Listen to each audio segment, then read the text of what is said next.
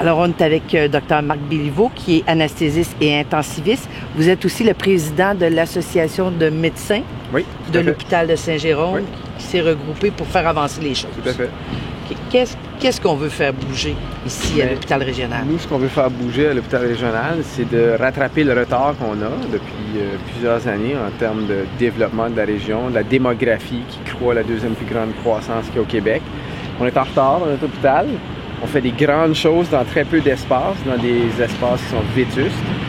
Puis on a besoin d'aide. Puis ça fait depuis 2001 que plusieurs projets ont été montés, qui ne se sont jamais rendus au gouvernement.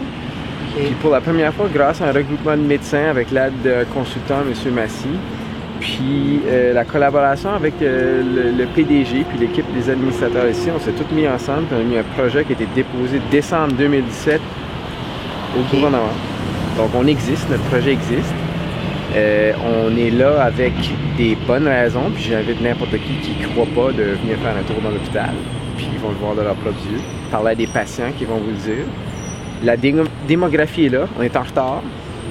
Quand vous dites la démographie, vous desservez une population de combien, l'hôpital régional? On dessert la région des Laurentides pour tout ce qui est l'expertise médicale, des plus grandes chirurgies, des soins intensifs, la néonatologie en bas de au-dessus de 32 semaines d'accouchement.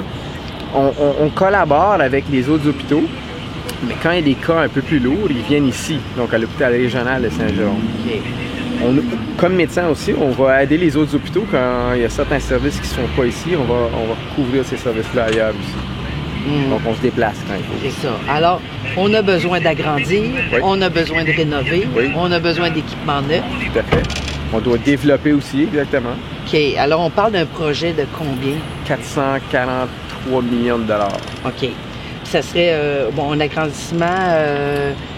Le projet, là, si je peux me permettre de tourner et vous pointer, là, ici à droite, là, on mettrait 8 étages au-dessus de l'urgence. Donc, c'est conçu pour être capable de construire en hauteur. Puis ce qui est très important aussi, c'est que ça ne nuit pas à notre fonctionnement présentement. Parce qu'on ne peut pas fermer les salles tout de suite. On ne pourrait pas dire à la population allez ailleurs pendant ce temps-là. Donc le projet est conçu pour ne pas déranger. Ça, c'est très, très bien monté de l'administration et de la réflexion des gens autour pour être capable de le faire comme il faut. T'sais. Fait que là, on sort de façon médiatique aussi pour que la population vous appuie, on demande l'appui de la population. Moi, là, comme médecin, là, je m'occupe de gens, je m'occupe de patients. Moi, si j'étais un patient puis je rentrais dans mon hôpital, même si les gens sont magnifiques, puis les gens donnent des services magnifiques, puis qu'on fait de l'excellence dans très peu d'espace, si j'étais un patient puis je sais pas me défendre ou je me défends pas, ou c'est pas dans la culture de la région des Laurentides de se défendre ou de se lever haut et fort et parler, moi, je dois parler. On s'est mis les médecins ensemble, donc le mot est devenu nous. Une gang de gens qui se mettent ensemble, puis je pense qu'on commence à t'écouter. Puis il faut quand même se dire, ça fait plusieurs années que les gens qui ont changé de pouvoir, je blâme personne, mais il n'y a rien qui a été fait à date. Nous, ce qu'on veut, c'est d'être inscrit au plan québécois d'infrastructure. Puis par la suite, il faut que ça se fasse vite. On est en retard, puis c'est important. Puis je pense que tous les devoirs sont faits pour être capable de faire la demande. Puis on ne peut plus vraiment être ignoré, puis on ne sera pas ignoré non plus. Puis on le fera avec un sourire, puis je pense que de le faire positivement, c'est dur de dire non quand les gens se mettent ensemble et on le fait de façon appropriée. Bien, merci beaucoup. Bien, merci à vous.